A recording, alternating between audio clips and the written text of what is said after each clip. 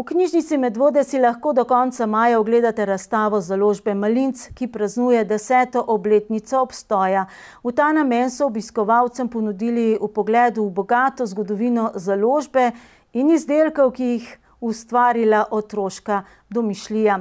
Z Barbaro Pregelj smo se sprehodili skozi razstavo in beseda je tekla tudi o bralni pismenosti naših najmlajših, ki pri izbiri literature vsekakor niso naivni in imajo izostren čut za kakovost.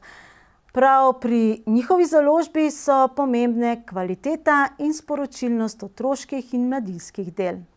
Leto 2022 je za založbo Malinc prav posebno jubilejno leto, saj praznujejo prvo desetletje delovanja.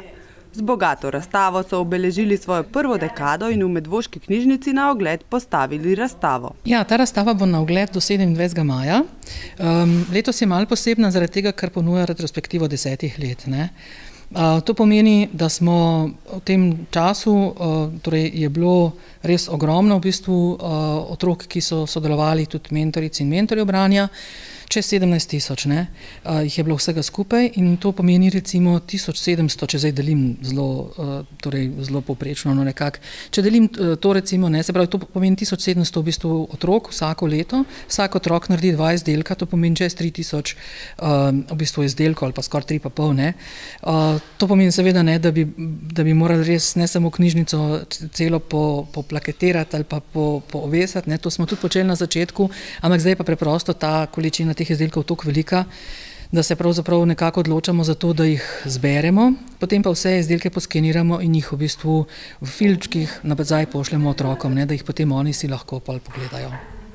Bralna pismenost otrok je pomembna, predvsem od zgodnjega vključevanja naših najmlajših v svet branja in leposlovja, pove naša sogovornica. Dolgoletne izkušnje so pokazale, kako pomemben je stik malčkov s knjigami in predvsem pravilen pristop pri vključevanju v ta svet.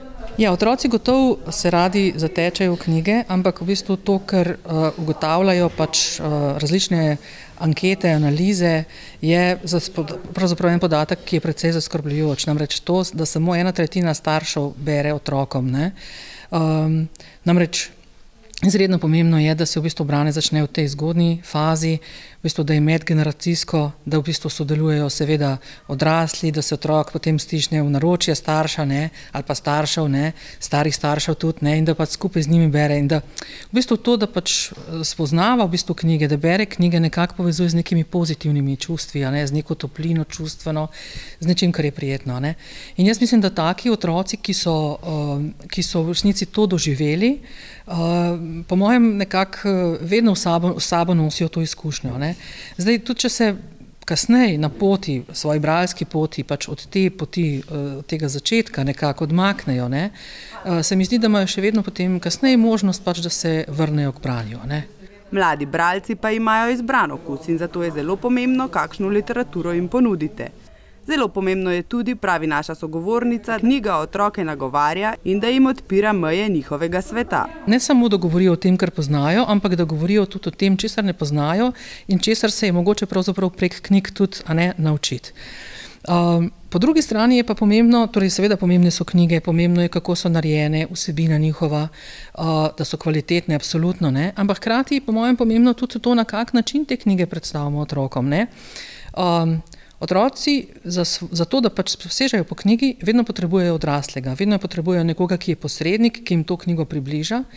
In zelo pomembno je, da v bistvu to, ko počnemo recimo v nekih skupinah, ko počnemo organizirano, da to počnemo na en tak, bi rekla, ludičen način, se pravi na nek način, kjer z igro nekako skušamo v bistvu nadaljevati tisti trenutek, o katerem sem prej govorila, se pravi v bistvu neko uživanje v branju, neko prijetna občutja, ki jih lahko branje povzročajo.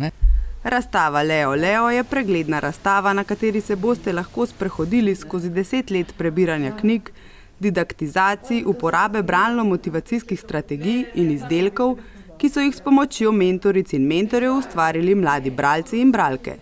Do konca razstave pa lahko sodelujete tudi v reševanju uganke in si s tem priborite knjižno nagrado.